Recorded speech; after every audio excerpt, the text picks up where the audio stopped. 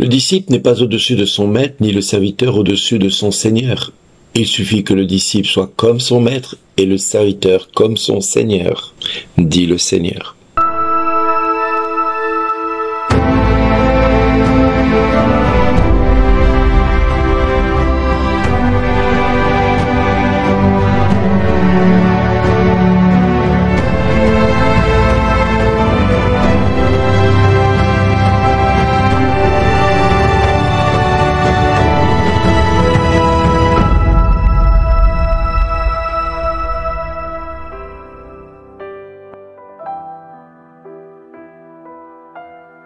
Bonjour les amis, ne craignez pas ceux qui peuvent tuer le corps sans pouvoir tuer l'âme. Non, craignons plutôt tous ceux qui peuvent nous nuire, et dans notre corps, et pour notre éternité. Aujourd'hui, le Seigneur nous dit de ne pas craindre, de nous déclarer sans crainte en sa faveur, pour que lui se déclare aussi en notre faveur devant son Père qui est dans les cieux. Aujourd'hui, l'Évangile nous invite à vivre le rang de serviteur, de disciple, tel que le Père l'a conçu dès l'origine du temps. Dès l'origine de la création, Dieu savait que tous ceux qui allaient suivre Jésus seraient à leur tour persécutés, tout comme le Maître l'a été. Pourquoi je vous dis ça? Parce que j'entends beaucoup de chrétiens dire « Je ne comprends pas depuis que je suis devenu chrétien. Je n'ai que des problèmes dans ma vie. Je n'ai que des soucis dans ma vie. Tant de choses ne vont pas dans ma vie. Tant de choses ne vont pas dans mon cœur, tant de choses ne vont pas dans mon existence. » Et je dirais, réjouissez-vous d'être en but à toutes sortes de persécutions, d'être en but à toutes sortes d'agressivité parce que vous êtes à Christ et que vous avez décidé de faire de votre vie de chrétien un témoignage vivant. Il est normal que vous déplaisiez à l'esprit du monde, à Mammon, qui dirige ce monde avec force et puissance. Il est le seul qui peut s'opposer à nos vies. Il est le seul qui peut nous faire du tort à tous égards. Alors les amis, aujourd'hui nous pouvons nous réjouir d'être persécutés, d'être torturés pour la cause du Christ. Nous pouvons, oh oui, nous réjouir d'être en but à toutes sortes de persécutions, parce que c'est dans ces moments-là que nous avons la garantie que ce que nous vivons nous conduit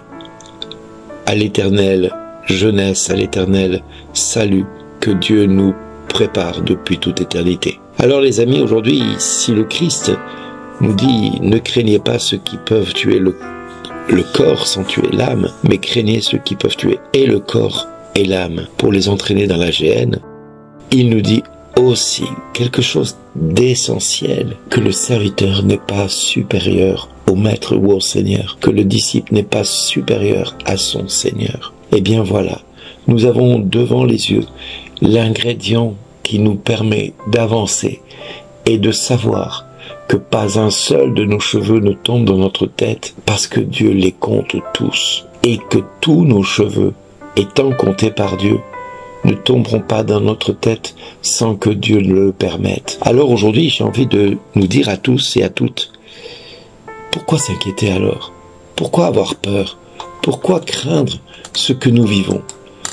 Paul ne nous a-t-il pas avertis largement quand il dit « Nous le savons, quand les hommes aiment Dieu, lui-même fait tout contribuer à leur bien, puisqu'ils sont appelés selon le dessein de son amour. » Pas de n'importe quoi, mais de son amour.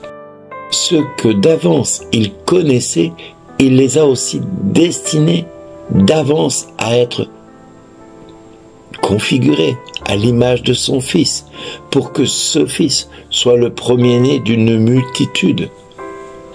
Ceux qu'il avait destinés d'avance, il les a aussi appelés. Ceux qu'il a appelés, il en a fait des justes. Et ceux qu'il a rendus justes, il leur a donné sa gloire. Alors que dire de plus? Si Dieu est pour nous, qui sera contre nous? Il n'a pas épargné son propre Fils, mais il l'a livré pour nous tous. Comment pourrait-il, avec lui, ne pas nous donner tout?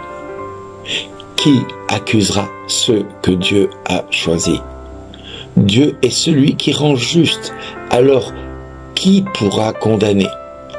Le Christ est mort, bien plus, il est ressuscité, il est à la droite de Dieu, il intercède pour nous. Alors, qui pourra nous séparer de l'amour du Christ? La détresse, l'angoisse, la persécution, la faim, le dénuement, le danger, le glaive.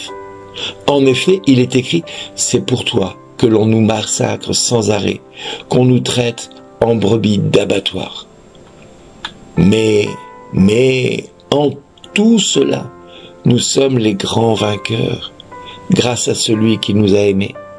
J'en ai la certitude. Ni la mort, ni la vie, ni les anges, ni les principautés célestes, ni le présent, ni l'avenir, ni les puissances, ni les hauteurs, ni les abîmes, ni aucune autre créature. Rien, vous entendez, rien ne pourra nous séparer de l'amour de Dieu qui est manifesté dans le Christ Jésus, notre Seigneur. C'est dans Romains, au chapitre 8, versets 28 à 39. Vous comprenez à travers ce texte combien Paul mesurait l'engagement qui était le sien d'être disciple du Christ, d'être l'apôtre du Christ, la persécution que cela signifiait de subir et d'endurer parce qu'il était à l'image du Christ et qu'il était à son service.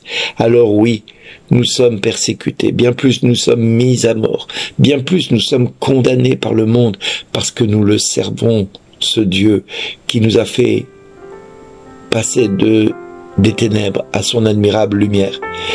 Oui, il nous a appelés des ténèbres à l'espérance, des angoisses à la joie, des larmes au rire.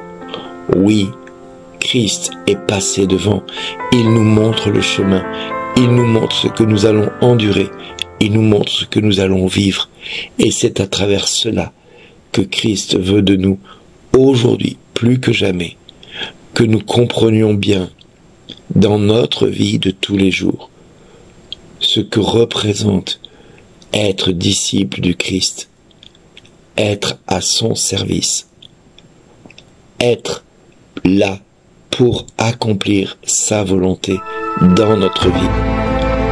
C'est de comprendre ces deux mots qui nous dit tous les jours, merci d'exister.